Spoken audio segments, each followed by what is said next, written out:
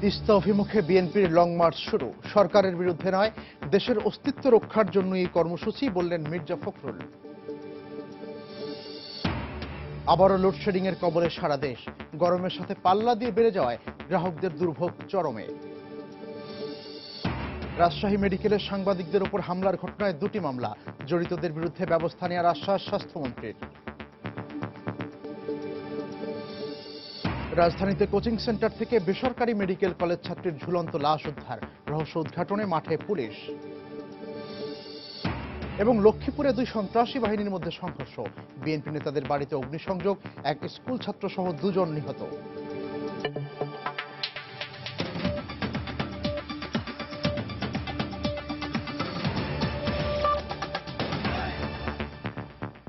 সময় সংবাদের সঙ্গে আছি আমি মিজানুর রহমান কবির। তিস্তা অভিমুখে শুরু হয়েছে বিএনপির লং মার্চ। সকালে রাজধানীর হযরত শাহজালাল আন্তর্জাতিক বিমানবন্দর চত্বর থেকে দীর্ঘ গাড়ি বহরের যাত্রা দিয়ে শুরু হয় এই কর্মসূচি। কাল তিস্তা ব্যারেজ এলাকায় সমাবেশের মধ্য দিয়ে শেষ হবে 2 দিনের এই লং মার্চ। যাত্রার আগে দলের ভারপ্রাপ্ত মহাসচিব মির্জা ফখরুল ইসলাম আলমগীর সংক্ষিপ্ত বক্তব্যে বলেন, সরকারের বিরুদ্ধে নয়, দেশের অস্তিত্ব রক্ষার পানির ন্যায্য হিস্সা আদায়ের জন্যই এই কর্মসূচি। এ সময় ভারতের সাথে তিস্তা চুক্তির ব্যাপারে ব্যর্থতার অভিযোগ করে সরকারের সমালোচনাও করেন তিনি। তিস্তা নদীর পানি চুক্তি 5 বছর 6 বছর ধরে কথা বললেও এখন পর্যন্ত আমাদের সরকার ভারতের সঙ্গে তিস্তা নদীর চুক্তি সম্পন্ন করতে পারেনি। তারা ব্যর্থ হয়েছে ভারত সরকারকে রাজি করাতেই নদীর পানির বিষয়ে চুক্তি করতে। কারো বিরুদ্ধে নয়, ভারতের বিরুদ্ধে নয় বা সরকারের বিরুদ্ধে নয়, আমরা এই লং মার্চ করছি আমাদের জনগণের জীবনকে রক্ষা করতে, আমাদের কৃষিকে রক্ষা করতে, আমাদের অর্থনীতিকে রক্ষা করতে, আমাদের বাংলাদেশের অস্তিত্বকে রক্ষা করতে। এবার লোডশেডিং নিয়ে সময়ের বিশেষ আয়োজন। আবারও লোডশেডিং এর কবলে পড়েছে সারা দেশ। গরমের সাথে পাল্লা দিয়েই লোডশেডিং বেড়ে যাওয়ায় গত কদিন ধরেই চরম দুর্ভোগ পোহাতে হচ্ছে গ্রাহকদের। উৎপাদন সংকটের মূল কারণ উল্লেখ করে বিতরণকারী সংস্থাগুলো বলছে, বিদ্যুতের পর্যাপ্ত সরবরাহ নিশ্চিত করতে না পারলে এই অবস্থা থেকে উত্তরণের কোনো পথ নেই। দেবাশিস রায়ের রিপোর্টে বিস্তারিত। আজকে সকাল থেকে অলরেডি 2 বার চলে গেছে, সারাদিন তো এখনো আছে। রান্না, ফুটানো পানি কিছু আমরা করতে পারি না। পানি দিবি কিভাবে? কারেন্ট না থাকলে তো পানি উঠানো যায় না। ক্ষোভের সাথে এসব কথা বলছিলেন রাজধানীর শেওড়াপাড়ার এই 2 বাসিন্দা। গ্রীষ্মকালের দেখা মিলতে না মিলতেই নগরীতে আবারও ফিরছে লোডশেডিং। কোনো কোনো এলাকায় দিনে 3 থেকে 4 বার পর্যন্ত লোডশেডিং এর বিড়ম্বনায় পড়তে হচ্ছে নগরবাসীকে। উষ্ণতা বেড়ে যাওয়ায় এই দুর্ভোগে ক্রমেই ক্ষুব্ধ হচ্ছেন ভুক্তভোগীরা। সারাদিন চাকরি বাকরি করে আসার পরে এখন যদি দেখি বাসায় এসে কারেন্ট নেই, তারপর পানি নেই, দেখা যাচ্ছে কারেন্ট না থাকার কারণে পানিও উঠাতে পারছি না, তারপর রান্না বান্না করতে অসুবিধা হচ্ছে। আমি বাড়িওয়ালা, আমার প্রায় 10 থেকে 15টা ফ্যামিলি থাকে, তো ওদের ঠিক মতো পানি দিতে পারছি না। লেখাপড়া, তারপরে আবার ছোট বাচ্চা ঘুমাইলে অনেক সময় দেখা যায় ইলেকট্রিসিটি চলে গেলে বাচ্চা ঘুম থেকে উঠে যাচ্ছে। গেল 3 দিনে পিডিবির বিদ্যুৎ উৎপাদনের হিসেব অনুযায়ী ঘাটতির পরিমাণ তুলনামূলক কম দেখানো হলেও বাস্তবতায় এর সত্যতা মিলেছে লোডশেডিং এর মাধ্যমে। এদিকে বিতরণকারী প্রতিষ্ঠানগুলো সমস্যা স্বীকার করে সাময়িক আশ্বাস দিয়ে বলছে, অতিরিক্ত গরমে উৎপাদন যন্ত্রের ত্রুটির ফলেই এই ঘাটতি। ট্রান্সফর্মার রক্ষার জন্য আমাদের কিছু লোড কমাতে হয়, তা নাহলে পরে একটা ডিজাস্টার ঘটতে পারে, দুর্ঘটনা ঘটতে পারে। এই দুর্ঘটনা এড়াতে গিয়ে লোডশেড করার ছাড়া উপায় থাকে না। আমাদের চাহিদা মতো বিদ্যুৎ পাচ্ছি না মেইনলি। আর সেকেন্ডলি হচ্ছে ইন্টারাপশনের জন্য কিছু কিছু জায়গায় আপনার বিদ্যুৎ সরবরাহ বিঘ্ন ঘটছে। সন্ধ্যা 8টার সময় সকল দোকানপাট বন্ধ করে দিতে হবে। তো আমরা দেখেছি কিছু কিছু দোকানপাট বন্ধ করা হচ্ছে না, দেখি একেবারেই ওনারা প্রতিপালন করছেন না। সেই জন্য আমাদের যে পদক্ষেপ নেওয়া দরকার, পরবর্তী পদক্ষেপ নেওয়া মানে বিদ্যুৎ লাইনে কেটেও দিতে পারি। এছাড়াও বিদ্যুতের উৎপাদন নিরবচ্ছিন্ন রেখে এর অপচয় রোধ করতে না পারলে এই সমস্যার স্থায়ী সমাধান সম্ভব নয় বলেও জানান তারা। দেবাশিস রায়, সময় সংবাদ, ঢাকা। এদিকে বিদ্যুৎ সংকটে শিল্প উৎপাদনে মারাত্মক ধস নেমেছে বন্দরনগরী চট্টগ্রামে। ব্যবসায়ীরা বলছেন, বিদ্যুতের অভাবে প্রতিদিন কয়েকশো কোটি টাকা লোকসান গুনতে হচ্ছে তাদের। এরই মধ্যে অনেক শিল্প প্রতিষ্ঠান বন্ধ হয়ে যাওয়ার উপক্রম হয়েছে। যদিও পিডিবির দাবি, লোডশেডিং এর মাত্রা অনেকটাই কমেছে। বিস্তারিত জানাচ্ছেন ফেরদৌস লিপি। বিদ্যুৎ বিভাগের হিসেব অনুযায়ী চট্টগ্রামে অফ পিক আওয়ার অর্থাৎ দিনের বেলায় বিদ্যুতের চাহিদা রয়েছে 600 মেগাওয়াট, আর পিক আওয়ার অর্থাৎ বিকেলের পর প্রয়োজন 700 মেগাওয়াট। পিডিবির এই শীর্ষ কর্মকর্তার দাবি, পাওয়ার স্টেশন থাকার পরও শুধুমাত্র গ্যাস সংকটের কারণে বিদ্যুৎ উৎপাদন ব্যাহত হচ্ছে, ফলে লোডশেডিং করতে বাধ্য হচ্ছেন তারা। পিক আওয়ারে সাধারণ জনগণকে বিদ্যুৎ দেওয়ার জন্য হাই রেটে পিক আওয়ারে ওইসব প্ল্যান্ট চালু রাখা হয়। এই কারণে হয়তো জেনারেশনটা কোনো সময় কন্ট্রোল করতে হয়। এদিকে ব্যবসায়িক নেতারা বলছেন বিদ্যুতের অভাবে উৎপাদন বন্ধ থাকায় ক্ষতির মুখে পড়তে হচ্ছে তাদের। এই লোডশেডিং এর কারণে অনেক ফ্যাক্টরি দেখা যায় যে 1 ঘন্টার লোডশেডিং বা 2 ঘন্টা লোডশেডিং এর কারণে কিন্তু তার হ্যাম্পার হয় কিন্তু 7-8 ঘন্টা। প্রতিদিন ফ্যাক্টরিগুলো কোটি কোটি টাকা সাফারিং হচ্ছে। আমার 100 পিস প্রোডাকশন হওয়ার কথা, 10 পিস হওয়ার পর 90 পিস আমি প্রোডাকশন করতে পারলাম না, ওভারটাইম করাতে হলো। ওভারটাইম করাতে ওয়ার্কারদের ডবল বেতন দিচ্ছি। তবে বিদ্যুৎ জ্বালানি ও খনিজ সম্পদ বিষয়ক সংসদীয় কমিটির এই সদস্য জানান চট্টগ্রামে আরো কিছু বিদ্যুৎ কেন্দ্র উৎপাদনের অপেক্ষায় আছে। এগুলো চালু হলে এই সংকট কেটে যাবে। বিদ্যুৎ উৎপাদন এখন আপনার অ্যারাউন্ড 11,000 মেগাওয়াট। এটাকে 15,000 মেগাওয়াটে আগামী 5 বছরের মধ্যে সেটাকে সম্পন্ন করার যে লক্ষ্য সেটা অর্জিত হবে। চট্টগ্রামে সরকারি বেসরকারি মিলিয়ে মোট 10টি বিদ্যুৎ উৎপাদন কেন্দ্র রয়েছে। এর মধ্যে বর্তমানে একটিতে উৎপাদন বন্ধ রয়েছে, তবে বাকি 9টিতে প্রায় 720 মেগাওয়াট বিদ্যুৎ উৎপাদন হচ্ছে। অন্যদিকে চট্টগ্রামে ছোট বড় প্রায় 700টি গার্মেন্টস ও 100টির বেশি ভারী শিল্প প্রতিষ্ঠান রয়েছে। ফেরদৌস লিপি, সময় সংবাদ, চট্টগ্রাম। লোডশেডিং নিয়ে আরেকটি রিপোর্ট রয়েছে সংবাদের পরের অংশে। রাজশাহী মেডিকেলে সাংবাদিকদের উপর হামলার ঘটনায় হাসপাতালের চিকিৎসকদের বিরুদ্ধে 2টি মামলা দায়ের করেছেন সাংবাদিকরা। এতে 8 জনের নাম উল্লেখ সহ অজ্ঞাত আরও 100 থেকে 150 জনকে আসামি করা হয়েছে। গতরাতে নগরীর রাজপাড়া থানায় মামলা 2টি দায়ের করা হয়। 2টা এজাহারের দায়েরের প্রেক্ষিতে আমরা 2টি মামলা রুজু করেছি এবং সেটার তদন্ত কার্যক্রম চলছে এবং আইনানুগ যে ব্যবস্থা সেটা আমরা গ্রহণ করছি। আমরা আমাদের যে আইনি কার্যক্রম আছে সেটাই আমরা চালাবো। এটাই তদন্তের যে প্রক্রিয়াগুলো আছে সেটা, তার ভিতরে গ্রেপ্তার সহ যে প্রক্রিয়া সবগুলোই থাকবে। এদিকে রাজশাহী মেডিকেলের ঘটনায় সারা দেশের নিন্দা ও প্রতিবাদের ঝড় উঠেছে।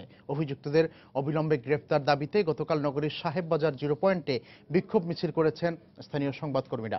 বিস্তারিত সাইফুর রহমান রকির রিপোর্টে। রোগীর স্বজনদের উপর হামলার ছবি সংগ্রহ করতে গেলে এভাবেই রোববার রাতে রাজশাহী মেডিকেল কলেজ হাসপাতালের চিকিৎসকরা সাংবাদিকদের উপর চড়াও হয়। এ সময় কয়েকটি বেসরকারি চ্যানেলের ক্যামেরা ভাঙচুর এবং প্রায় 10 জন সাংবাদিককে আহত করে তারা। এদের মধ্যে গুরুতর আহত এক সাংবাদিককে রাতেই ঢাকার একটি হাসপাতালে পাঠানো হয়। এ ঘটনায় পুলিশের দায়িত্বে অবহেলার অভিযোগে ওই রাতেই বোয়ালিয়া থানার ভারপ্রাপ্ত কর্মকর্তাকে বাধ্যতামূলক ছুটিতে পাঠানো হয়। এদিকে সাংবাদিকদের উপর হামলার ঘটনায় জড়িত চিকিৎসকদের গ্রেপ্তারের দাবিতে সোমবার 0 পয়েন্টে বিক্ষোভ মিছিল করে সংবাদকর্মীরা। মিছিল শেষে সংক্ষিপ্ত সমাবেশে সাংবাদিক নেতারা এ ঘটনার সাথে জড়িতদের দৃষ্টান্তমূলক শাস্তির দাবি করে। ডাক্তারদের গ্রেপ্তার না হওয়া পর্যন্ত, ডাক্তারদের বিচার এবং দৃষ্টান্তমূলক শাস্তি না হওয়া পর্যন্ত আমাদের আন্দোলন কর্মসূচি আমরা চালিয়ে যাব। এ ঘটনাকে দুঃখজনক বলে রাজশাহী মেট্রোপলিটন পুলিশের কমিশনার জানান, দোষী যারাই হোক তাদের বিরুদ্ধে আইনানুগ ব্যবস্থা নেওয়া হবে। আমরা কমিটি রিপোর্টের জন্য অপেক্ষা করছি।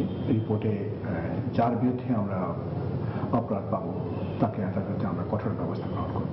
সোমবার দুপুরে রাজশাহী মেডিকেল কলেজ হাসপাতালের পরিচালক ব্রিগেডিয়ার জেনারেল AKM নাসির উদ্দিনকে প্রধান করে 7 সদস্য বিশিষ্ট একটি তদন্ত কমিটি গঠন করা হয়েছে। এই কমিটিকে আগামী 3 দিনের মধ্যে প্রতিবেদন জমা দিতে বলা হয়েছে। সাইফুর রহমান রকি, সময় সংবাদ, রাজশাহী। রাজশাহী সহ বিভিন্ন স্থানে সাংবাদিকদের উপর আক্রমণকারীদের দ্রুত গ্রেপ্তারের দাবি জানিয়েছে বাংলাদেশ ফেডারেল সাংবাদিক ইউনিয়নের একাংশ। সংগঠনটির সভাপতি মঞ্জুরুল হাসান বুলবুল গতকাল দুপুরে নিজ অফিসে সাংবাদিকদের আরো বলেন, দাবি মানা না হলে সাংবাদিকদের সব সংগঠন মিলে বৃহত্তর আন্দোলন গড়ে তোলা হবে। যে দুর্বৃত্তরা সাংবাদিকদের উপর আক্রমণ করেছে, পেশাগত দায়িত্ব পালনের সময় তাদের চিহ্নিত করতে হবে, বিচার করতে হবে। সেটা ডাক্তারও হতে পারে, কর্মচারী হতে পারে। কাজে দুর্বৃত্তদের চিহ্নিত করতে হবে, বিচার করতে হবে। আমাদের যে সকল ক্যামেরা ভেঙে ফেলা হয়েছে, ল্যাপটপ ভেঙে ফেলা হয়েছে, তার ক্ষতিপূরণ দিতে হবে। আর তৃতীয়ত, যারা আহত হয়েছে তাদের চিকিৎসার সুব্যবস্থা করতে হবে, ক্ষতিপূরণ দিতে হবে। আমি নিশ্চিতভাবে বলতে পারি সাংবাদিকরা ডাক্তারদের উপর আক্রমণ করে নাই, করতে পারেই না, অসম্ভব। কারণ এখানে আমাদের সাংবাদিকদের সংখ্যা ছিল খুবই কম। আক্রমণটি হয়েছে উল্টো দিক থেকে, হাসপাতালের মধ্যে ডাক্তার, সহযোগী, কর্মচারীরা আক্রমণ করেছে। এদিকে রাজশাহী ও রাজধানীর মিটফোর্ডে সাংবাদিকদের উপর চিকিৎসকদের হামলার ঘটনায় তীব্র নিন্দা জানিয়ে দোষীদের দৃষ্টান্তমূলক শাস্তির দাবি জানিয়েছেন 21 টেলিভিশনের সাংবাদিকরা। গতকাল বিকেলে রাজধানীর সার্ক ফোয়ারার সামনে বেসরকারি টেলিভিশনের উদ্যোগে মুখে কালো কাপড় বেঁধে সাংবাদিকরা মানববন্ধন কর্মসূচিতে এ দাবি জানান। এ সময় অন্যান্য টেলিভিশনের সাংবাদিকরাও তাদের সঙ্গে একাত্মতা প্রকাশ করেন। এই ঘটনায় তারা সরকারের দ্রুত হস্তক্ষেপের দাবি জানান। গত 19 এপ্রিল পেশাগত দায়িত্ব পালনের সময় রাজধানীর স্যার সলিমুল্লাহ মেডিকেল কলেজ মিটফোর্ডের ইন্টার্নি চিকিৎসকদের হাতে নির্যাতনের শিকার হন 21 টেলিভিশনের কয়েকজন সাংবাদিক। এর ঠিক দুদিন পর একই ঘটনার পুনরাবৃত্তি ঘটে রাজশাহী মেডিকেল কলেজ হাসপাতালেও।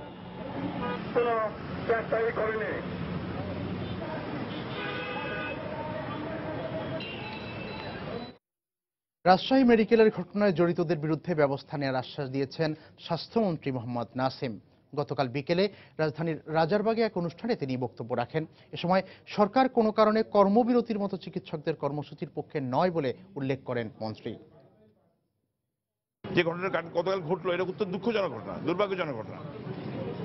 এ ব্যাপারে অলরেডি এখানে ইনকোয়ারি কমিটি হয়েছে, ওখানে আমাদের যে নেতৃবৃন্দ আছে তারা বসছে এবং মেডিকেল কলেজে বসছে এবং এবার প্রয়োজনীয় পদক্ষেপ না হোক, সে যেই হোক, ডাক্তার হোক আবার যেই হোক, তার বিরুদ্ধে ব্যবস্থা না হোক। আমি সবসময় বলেছি আমি ডাক্তারদের ধর্ম সমর্থন করি না, খোলা প্রশ্ন না। চিকিৎসক, সাংবাদিক, সব বিভিন্ন পেশার মানুষ তাই না, সবারই একটা পবিত্র দায়িত্ব আছে। অনুরোধ করবো এই ধরনের ঘটনার থেকে বিরত থাকার। আছে তার ধর্মঘট ডাকে আমি সমর্থন করবো না, এই ধরনের অহেতুক ধর্মঘট ডাকার কোনো প্রয়োজন নেই। এদিকে বরগুনায় বিএনপির এক কর্মীর উপর হামলার সংবাদ সংগ্রহ করতে গিয়ে লাঞ্ছিত হয়েছেন 4টি বেসরকারি টেলিভিশন চ্যানেলের সাংবাদিক। গত রাতে এই ঘটনা ঘটে। প্রত্যক্ষদর্শীরা জানান রাত 8টার দিকে বরগুনা প্রেস ক্লাবের নিচে কেন্দ্রীয় বিএনপির সদস্য নজরুল ইসলাম মোল্লার উপর হামলা চালায় দুর্বৃত্তরা। এ সময় বিএনপির 5 থেকে 6 জন কর্মী আহত হন। ঘটনার সময় প্রেস ক্লাবে অবস্থানরত সাংবাদিকরা সংবাদ সংগ্রহ করতে গেলে হামলাকারীরা এসএটিভির বরগুনা প্রতিনিধি নুরুজ্জামান ফারুককে লাঞ্ছিত করে এবং তার ক্যামেরা ভাঙচুর করে। ঘটনার প্রতিবাদ করলে জিটিভি, দেশ টিভি ও বৈশাখী টিভির সাংবাদিকদেরও লাঞ্ছিত করা হয়। পরে পুলিশ এসে পরিস্থিতি নিয়ন্ত্রণে আনে।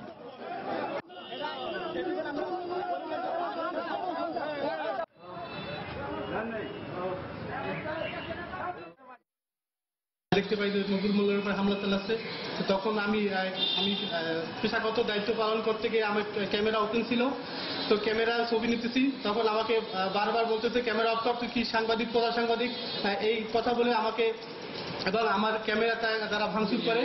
সদরের ঢোলুয়া ইউনিয়নের চেয়ারম্যান আজিজুল হক স্বপনের ভাই রিপন আমাদের সাথে দুর্ব্যবহার, এসএটিভির প্রতিনিধির সাথে দুর্ব্যবহার শুরু করে, তো আমি এগিয়ে গেলে সে আমার সাথেও দুর্ব্যবহার করে।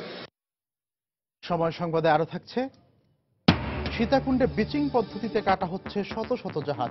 পুঁজির অভাবে ডকইয়ার্ড পদ্ধতিতে সম্ভব নয়, অজুহাত ইয়ার্ড মালিকদের।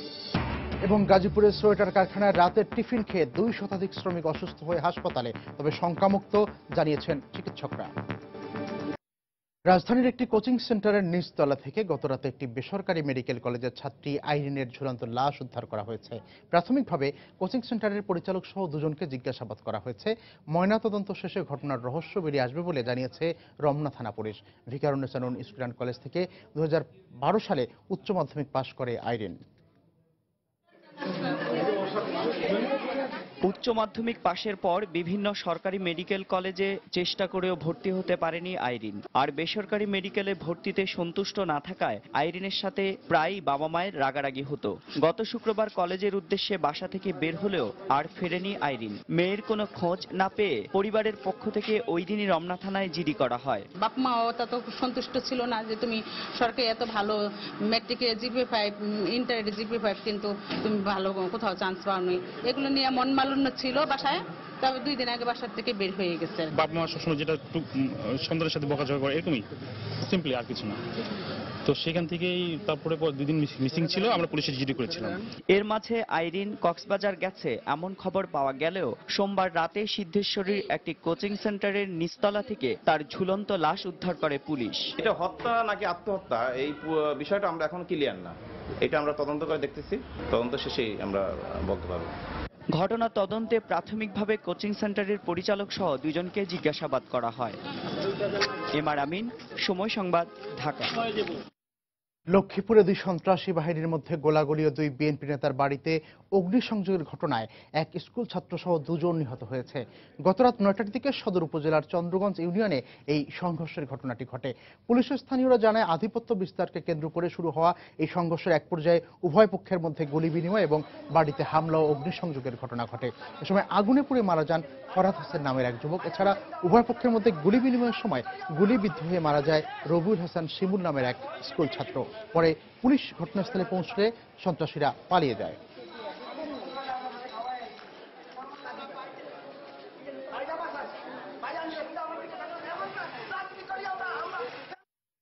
আবারও বিএনপির লং মার্চের খবর। দর্শক, তিস্তা অভিমুখে বিএনপির লং মার্চের গাড়িবহর এই মুহূর্তে কালিয়াকৈরের বাইপাইল বাস স্ট্যান্ডে রয়েছে, আর তাদের সঙ্গে রয়েছেন আমাদের রিপোর্টার সালাউদ্দিন সুমন। আমরা সরাসরি চলে যাচ্ছি সুমনের কাছে। সুমন, লং মার্চের এখন কি অবস্থা? এখানে তো একটি পথসভা হওয়ারও কথা রয়েছে। কবির, তিস্তা অভিমুখে যে বিএনপির লং মার্চ, সেই লং মার্চের গাড়ি বহর কিন্তু এখন কালিয়াকৈরে অর্থাৎ কালিয়াকৈরের বাইপাস বাস স্ট্যান্ড যেটি সেখানে অবস্থান করছে। এখানে একটি ছোট্ট মঞ্চ করা হয়েছে। সেই মঞ্চে কিন্তু স্থানীয় নেতৃবৃন্দের পাশাপাশি ঢাকা থেকে যে জাতীয় বিএনপির নেতৃবৃন্দ রওনা দিয়েছেন তারা কিন্তু এখানে এসে পৌঁছেছেন। এখানে রয়েছেন বিএনপির ভারপ্রাপ্ত মহাসচিব মির্জা ফখরুল ইসলাম আলমগীর, তিনি কিছুক্ষণ আগে এখানে এসে পৌঁছেছেন। তার আগে এখানে স্থানীয় নেতৃবৃন্দ কিন্তু বক্তব্য রাখছিলেন। এছাড়া জাতীয় মধ্যম সারির কিছু নেতাও কিন্তু এখানে বক্তব্য রেখেছেন, আমরা এসে দেখেছি। এবং এই বাস স্ট্যান্ড এলাকায় কিন্তু আমরা বেশ মানুষজনের সমাগম দেখতে পাচ্ছি। আর বিএনপি নেতারা যেটি বলছেন যে এখান থেকে এই বহরের সাথে বেশ কিছু মানুষ, বেশ কিছু গাড়ি যুক্ত হবে, যেই গাড়ি তিস্তা অভিমুখে যাত্রা করবে। খুবই আরো একটি বিষয় জানিয়ে রাখি যে উত্তরা থেকে কিন্তু এটির সূচনা হয়েছে। উত্তরার আজমপুর এলাকা থেকে মির্জা ফখরুল ইসলাম আলমগীর সেখানে বক্তব্য রেখেছেন এবং সেই বক্তব্যের মাধ্যমেই কিন্তু এই লং মার্চের সূচনা করেছেন। তিনি সেখানে বলেছেন, আপনি জানেন যে তিনি সেখানে বলেছেন এই আন্দোলনের মাধ্যমে অর্থাৎ লং মার্চের মাধ্যমে দেশের মধ্যে এবং দেশের বাইরে অর্থাৎ আন্তর্জাতিক পরিমণ্ডলে তিস্তা নদীর যে পানির হিস্সা, সেই হিস্সার ব্যাপারে বাংলাদেশের পক্ষে জনমত গড়ে তোলার জন্য এই আন্দোলন করা হচ্ছেন।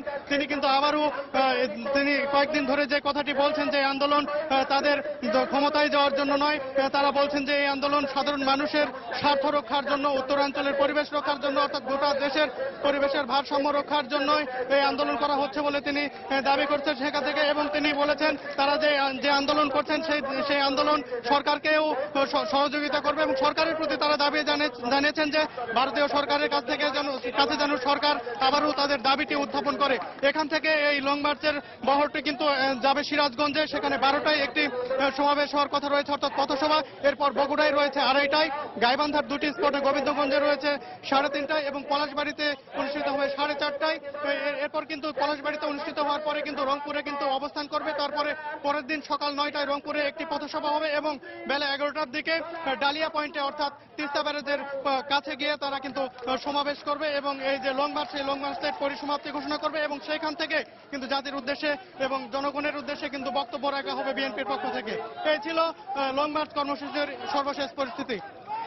সালাউদ্দিন সুমন, আপনাকে ধন্যবাদ। দর্শক, সালাউদ্দিন সুমন আমাদেরকে জানাচ্ছিলেন বিএনপির লং মার্চের খবর, যেটি আপাতত গাজীপুরের কালিয়াকৈরে একটি পথসভা করছে। হযরত শাহজালাল আন্তর্জাতিক বিমানবন্দর থেকে 20 কেজি স্বর্ণের বার সহ 4 জনকে আটক করেছে শুল্ক ও গোয়েন্দা বিভাগ। গতরাতে সিঙ্গাপুর থেকে আসা একটি বিমান থেকে 2 মহিলা সহ আটক করা হয় 3 জনকে। পরে তাদের দেহ তল্লাশি করে সোনার বারগুলো জব্দ করা হয়। এছাড়া এই ঘটনায় জড়িত সন্দেহে সিভিল এভিয়েশনের হেল্প ডেস্কের এক কর্মচারীকেও আটক করেন শুল্ক গোয়েন্দা বিভাগের কর্মকর্তারা। জব্দকৃত সোনার বর্তমান বাজার মূল্য 9 কোটি টাকা বলে জানায় বিমানবন্দর কাস্টমস।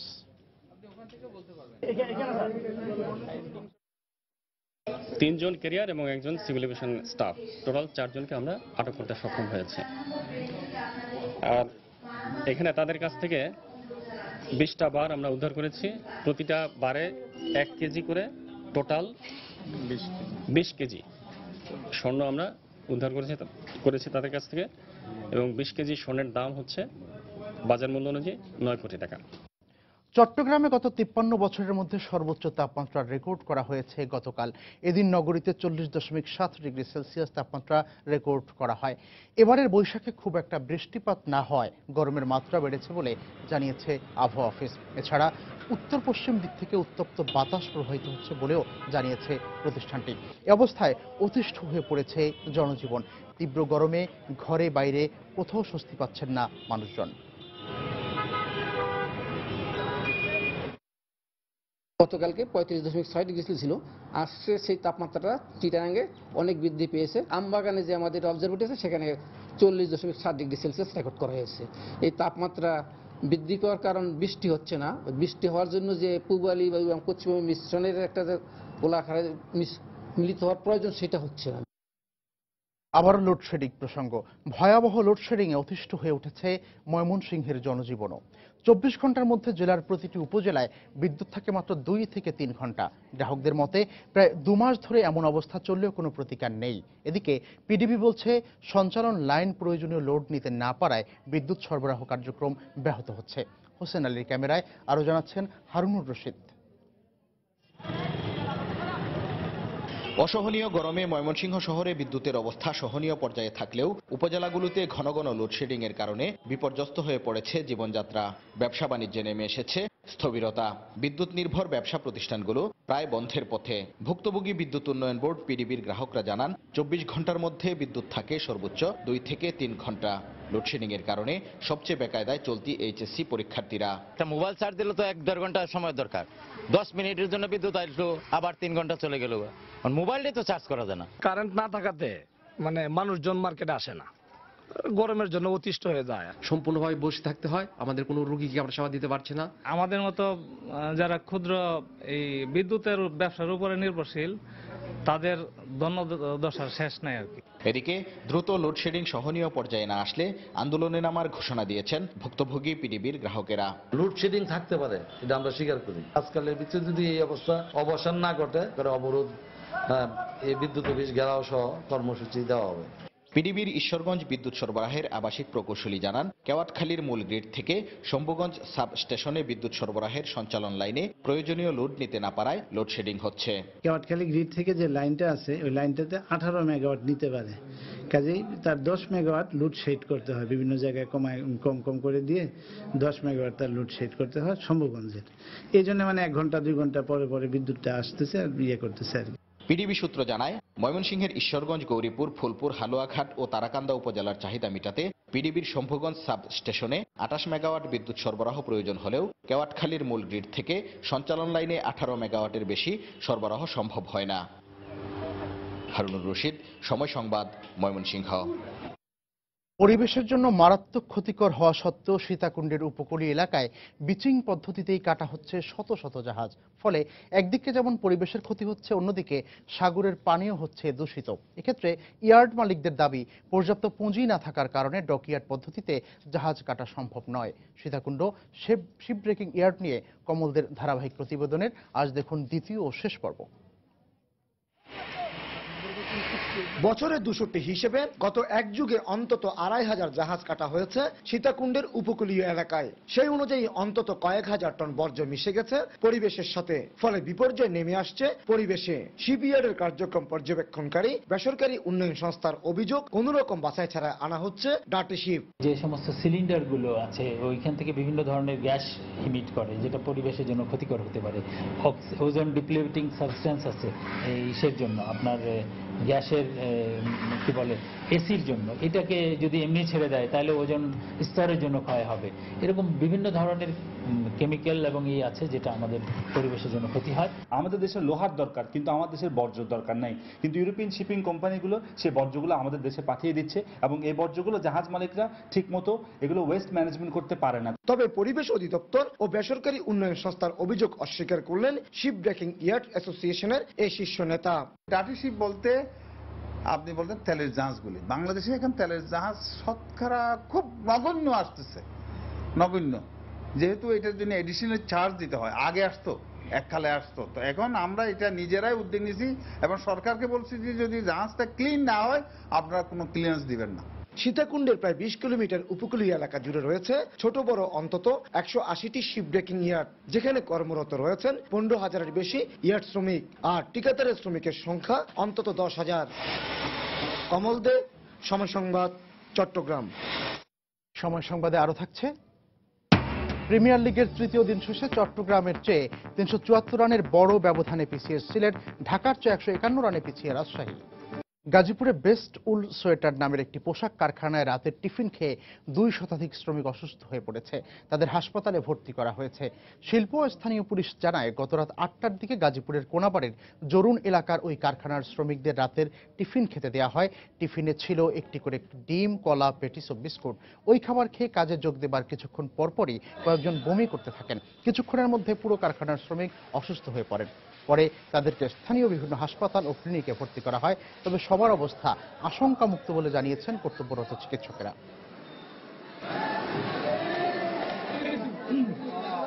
টিফিন খাইছি, খাওয়ার পরে আস্তে আস্তে অনেক বমি ভাব হয়েছে, মাথা ঘুরেছে, বুকের মধ্যে অনেক জ্বালা যন্ত্রণা, হাত পা ব্যথা। টিফিন খাওয়ার পরেই এই অবস্থাটা হয়েছে এবং টিফিনে আমরা অনেক ফুড পয়জনিং যে টেন্ডেন্সি সেটা ভমিটিং টেন্ডেন্সি এবং ওদের অনেকের পেট ব্যথা। প্রকাশ্যে গুলি করে গাইবান্ধায় টাকা ছিনতাইয়ের ঘটনায় জড়িত এক নারীসহ দুজনকে আটক করেছে পুলিশ। এ সময় তাদের কাছ থেকে ছিনতাইয়ের 1,67,900 টাকাও উদ্ধার করা হয়েছে। পুলিশ জানায়, গোপন সংবাদের ভিত্তিতে ভোরে সদর উপজেলার পাঠানডাঙ্গা থেকে ছিনতাইয়ের সাথে জড়িত জাহান্নবীকে আটক করা হয়। পরে তার দেয়া তথ্য মতে শিমুলতারি গ্রাম থেকে এ ঘটনায় জড়িত আঙ্গুরি রানীকে আটক করে পুলিশ। এ সময় তাদের কাছ থেকে ছিনতাইয়ের 2,05,000 টাকার মধ্যে 1,67,900 টাকা ও ছিনতাইয়ের সময় ব্যবহৃত একটি মোটরসাইকেল উদ্ধার করা হয়। এর আগে সোমবার শহরের ন্যাশনাল ব্যাংকে টাকা জমা দিতে আসলে ছিনতাইকারীরা গ্রামীণ ফোনের স্থানীয় পরিবেশক সোমেসি ট্রেডার্সের 2 কর্মচারীকে গুলি করে টাকা ছিনতাই করে পালিয়ে যায়।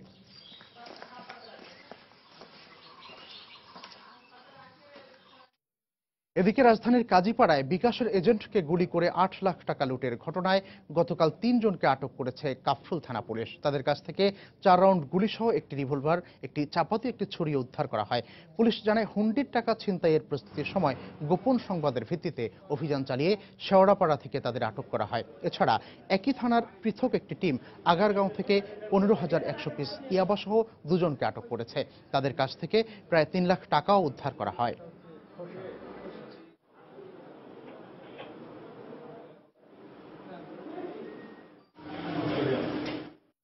আবারও লং মার্চের খবর। তিস্তা অভিমুখে বিএনপির লং মার্চের গাড়িবহর এখন গাজীপুরের কালিয়াকৈরের বাইপাইল বাস স্ট্যান্ডে রয়েছেন। সংক্ষিপ্ত পথসভায় সেখানে বক্তব্য রাখছেন বিএনপির ভারপ্রাপ্ত মহাসচিব মির্জা ফখরুল ইসলাম আলমগীর। আমরা সরাসরি চলে যাচ্ছি সেখানে। ভারতবর্ষ থেকে বাংলাদেশের মধ্যে প্রবেশ করেছে, এগুলো আন্তর্জাতিক নদী এবং আন্তর্জাতিক আইন অনুযায়ী এই নদীগুলোর পানির হিস্সা আমাদের অধিকার। এটা কোনো দয়া নয়, এটা কোনো দাক্ষিণ্য নয়। তিস্তা নদীর, গঙ্গা নদীর পানি এবং অন্যান্য নদীগুলোর পানির ন্যায্য হিস্সা পাওয়াটা আমাদের অধিকার। বন্ধুগণ, এই পানি আমরা পাচ্ছি না। সরকার বারবার বলেছে তিস্তা নদীর চুক্তি হবে, সেই চুক্তি হয়নি। আপনারা সবাই জানেন যে ভারতবর্ষের নেতারা, এমনকি আমরা পশ্চিমবঙ্গের মুখ্যমন্ত্রী মমতা ব্যানার্জি, তিনি বলেছেন তিনি পানি দেবেন না। বন্ধুগণ, আজকে যেটা আমাদের অধিকার, সেই অধিকার থেকে বাংলাদেশের জনগণকে বঞ্চিত করবার কোন অধিকার কারো নেই। এই সরকার সম্পূর্ণভাবে ব্যর্থ হয়েছে আমাদের সেই অধিকারকে আমাদের কাছে ফিরিয়ে আনার জন্য। সুতরাং এই সরকারকে আমরা ধিক্কার জানাই এবং তাদেরকে বলতে চাই যে তাদেরকে বলতে চাই যে অবিলম্বে তিস্তা সহ সকল অভিন্ন নদীর যে ন্যায্য হিস্সা আমাদের প্রাপ্য, সেই ন্যায্য হিস্সা আমাদের আনার জন্য সব রকম ব্যবস্থা গ্রহণ করতে হবে। বন্ধুগণ, আমাদের দলের নেত্রী বাংলাদেশের 16 কোটি মানুষের আশা আকাঙ্ক্ষার প্রতীক, বাংলাদেশের স্বাধীনতা, সার্বভৌমত্ব এবং গণতন্ত্রের অতন্দ্র প্রহরী দেশ ও নেত্রী বেগম খালেদা জিয়ার নির্দেশে তাই আমরা আজকে তিস্তা অভিমুখে যাত্রা করেছি। বাংলাদেশ জাতীয়তাবাদী দলের পক্ষ থেকে এই যাত্রায় আমরা সকলকে আহ্বান জানিয়েছি এই তিস্তা অভিমুখে যাত্রা করার জন্য। আমাদের এই কর্মসূচি, এই অভিযাত্রা সম্পূর্ণ শান্তিপূর্ণ। আমরা এই অভিযাত্রা করছি এই জন্যে যে আমরা জনগণকে সচেতন করে তুলতে চাই, একই সঙ্গে সরকারকে বাধ্য করতে চাই যে সরকার যেন ভারতের সঙ্গে দেনদারবার করে, আলাপ আলোচনা করে আমাদের ন্যায্য হিস্সা আমাদের কাছে আনে। একই সঙ্গে ভারত সরকারের কাছে আমরা চাপ সৃষ্টি করতে চাই যে তারা যেন আমাদের যে ন্যায্য হিস্সা, আমাদের যেটা পাওনা, আমাদের যেটা অধিকার, সেটা যেন আমাদেরকে দিয়ে দেয়। আজকে এই কারণে দেশ ও নেত্রীর নির্দেশে আমরা তিস্তা অভিমুখে যাত্রা করেছি। বন্ধুগণ, আপনারা এখানে অনেকেই তিস্তায় যেতে পারবেন না। কিন্তু আজকের এই সমাবেশের মধ্য দিয়ে, সভার মধ্য দিয়ে আপনাদের এই তিস্তা অভিমুখে যাত্রায় আপনারা অংশগ্রহণ করেছেন, সেই জন্য আমি আপনাদেরকে আন্তরিক ধন্যবাদ এবং কৃতজ্ঞতা জানাচ্ছি। কালিয়াকৈরের জনগণ সবসময় বিপ্লবী জনগণ। কালিয়াকৈরের জনগণ সবসময় দেশনেত্রী বেগম খালেদা জিয়ার নেতৃত্বে তারা বাংলাদেশের স্বাধীনতা সার্বভৌমত্ব রক্ষা করার সংগ্রামে, গণতন্ত্রের সংগ্রামে তারা সব সময় অকুত ভয় অবদান রেখেছে। বিগত উপজেলা নির্বাচনে আপনাদের রায় ছিনিয়ে নিয়ে গেছে এই সরকার ভোট চোর সরকার। এই সরকার মানুষের গণতান্ত্রিক অধিকারকে চুরি করে নিয়ে গেছে।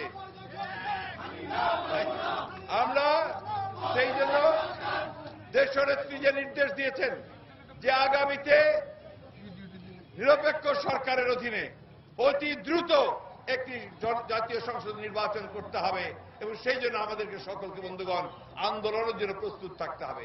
আসুন আমরা আজকে আমাদের তিস্তার পানি হিস্সা পাওয়ার জন্য যে সংগ্রামে নেমেছি, সেই সংগ্রামকে সফল করার সঙ্গে সঙ্গে আমাদের গণতান্ত্রিক অধিকারকে ফিরিয়ে আনার জন্য, আমাদের ভোটের অধিকারকে ফিরিয়ে আনার জন্য আমরা সংগ্রামের জন্য প্রস্তুত হই। এই আহ্বান জানিয়ে আপনাদের সকলকে আবারও এই রৌদ্রের মধ্যে কষ্ট করে এসেছেন, সেই জন্য আমি আপনাদেরকে ধন্যবাদ জানিয়ে ধন্যবাদ করছি। আরেকবার জানিয়ে দিচ্ছি এখন পর্যন্ত শীর্ষ সংবাদগুলো। তিস্তা অভিমুখে বিএনপির লং মার্চ এখন কালিয়াকৈরে, সরকারের বিরুদ্ধে নয়, দেশের অস্তিত্ব রক্ষার জন্য এই কর্মসূচি, বললেন মির্জা ফখরুল।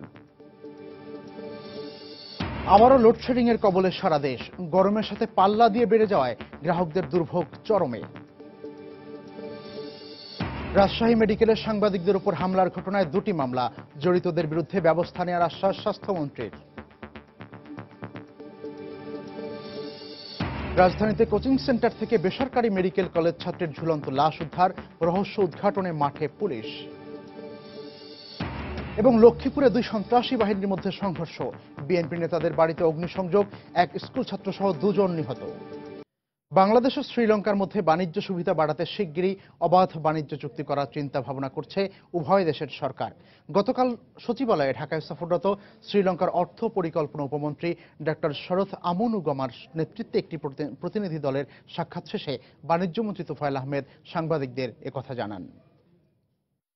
2 দেশের মধ্যে আমাদের বিনিয়োগ খুব কম, বাণিজ্য খুব কম, আমাদের এক্সপোর্ট ইম্পোর্ট খুব কম।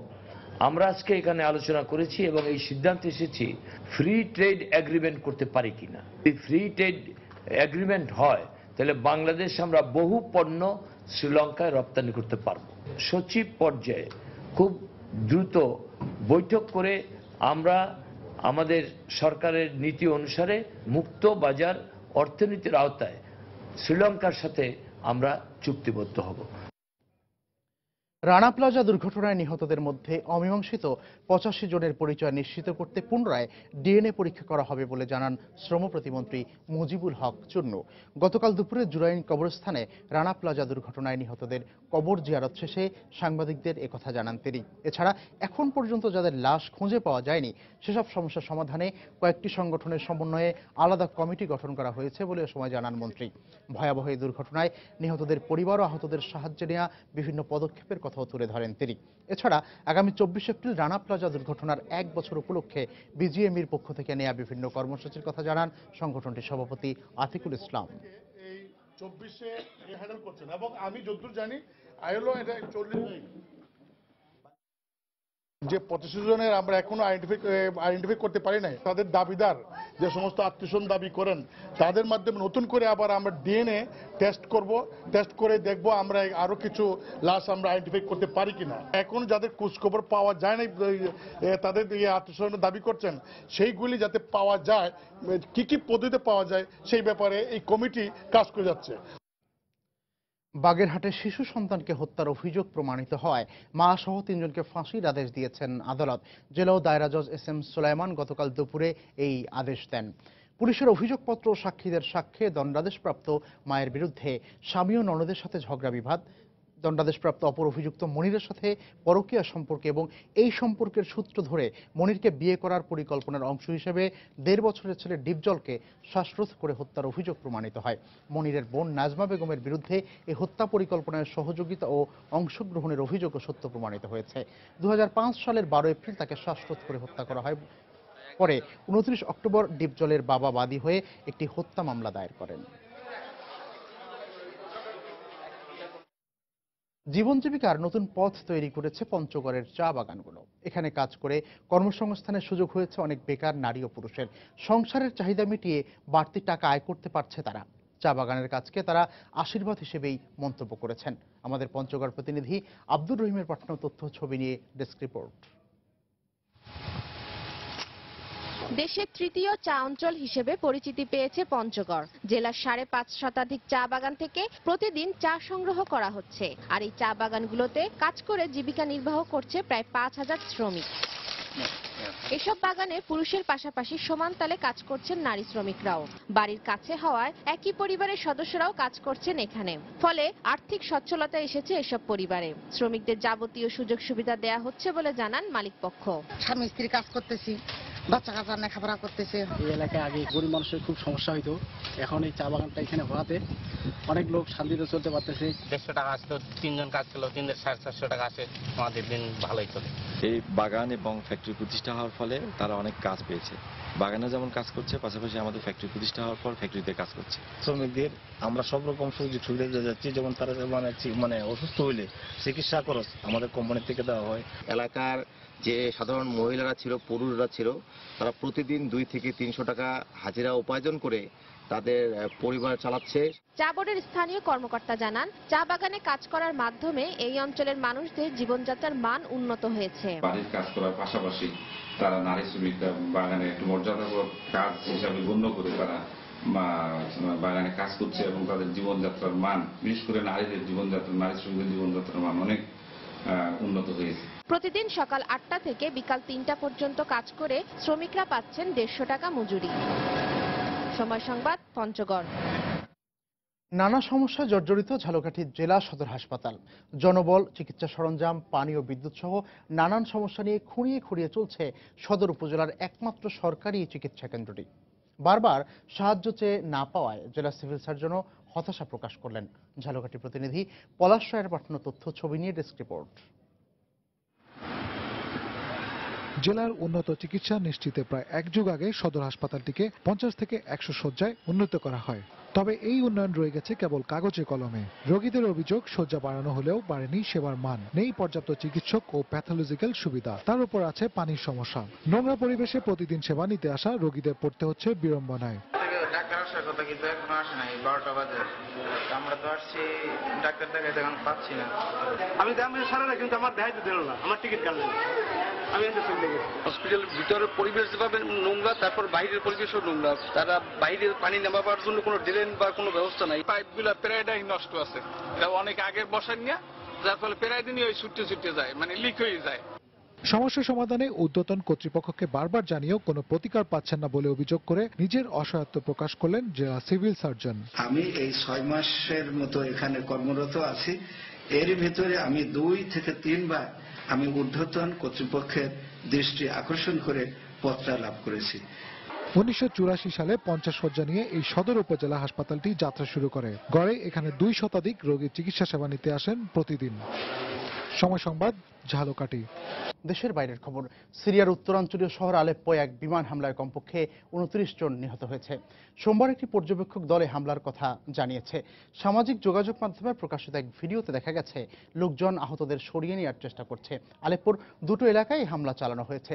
সিরিয়ায় বিদ্রোহীদের সংগঠন সিরিয়ান অবজারভেটরি ফর হিউম্যান রাইটসও রোববার এই বিমান হামলায় শিশু ও মহিলা সহ 29 জনের মৃত্যুর খবর নিশ্চিত করেছে। এছাড়াও পৃথক বোমা হামলার ঘটনায় বাইদিনে 14 এবং লাজাবিনে আরও 5 জন নিহত হয়েছে বলে সংগঠনটি দাবি করেছে। এদিকে সোমবার সিরিয়ার রাষ্ট্রীয় সংবাদ সংস্থা সানা জানায় রাজধানী দামেস্কে মর্টার বিস্ফোরণে 2 জন নিহত হয়েছে।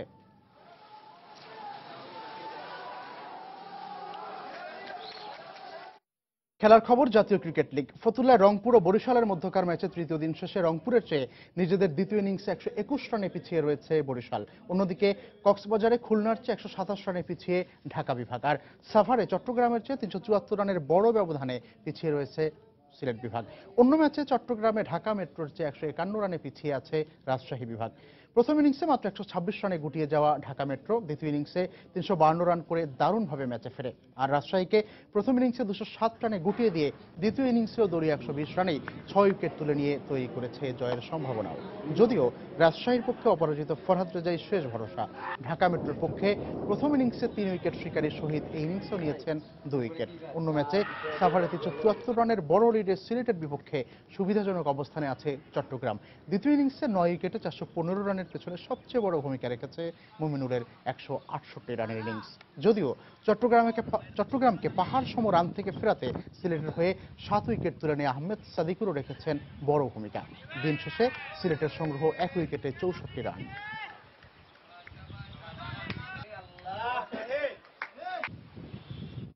এ পর্যায়ে শীর্ষ সংবাদ জানিয়ে দিচ্ছি আরেকবার। তিস্তা অভিমুখে বিএনপির লং মার্চ শুরু। সরকারের বিরুদ্ধে নয়, দেশের অস্তিত্ব রক্ষার জন্য এই কর্মসূচি, বললেন মির্জা ফখরুল। আবারও লোডশেডিং এর কবলে সারা দেশ। গরমের সাথে পাল্লা দিয়ে বেড়ে যাওয়ায় গ্রাহকদের দুর্ভোগ চরমে। রাজশাহী মেডিকেলে সাংবাদিকদের উপর হামলার ঘটনায় 2টি মামলা, জড়িতদের বিরুদ্ধে ব্যবস্থা নেওয়ার আশ্বাস স্বাস্থ্যমন্ত্রীর। রাজধানীতে কোচিং সেন্টার থেকে বেসরকারি মেডিকেল কলেজ ছাত্রের ঝুলন্ত লাশ উদ্ধার, রহস্য উদ্ঘাটনে মাঠে পুলিশ। এবং লক্ষ্মীপুরে 2 সন্ত্রাসী বাহিনীর মধ্যে সংঘর্ষ, বিএনপি নেতাদের বাড়িতে অগ্নিসংযোগ, এক স্কুল ছাত্র সহ 2 জন নিহত। এই ছিল সময় সংবাদে। যে কোনো খবর পেতে ভিজিট করুন সময়নিউজ.টিভি। যে কোনো রবিও সিরিয়াল নম্বর থেকে সময় সংবাদের খবর, অনুষ্ঠান সূচি জানতে এবং যে কোনো তথ্য সময় সংবাদকে জানাতে ডায়াল করুন 16242 নম্বরে। এছাড়া এইমাত্র পাওয়া খবর আপনার মোবাইলে পেতে চাইলে SMS করুন *BN লিখে পাঠিয়ে দিন 16242 নম্বরে। সঙ্গে থাকুন সময়ের।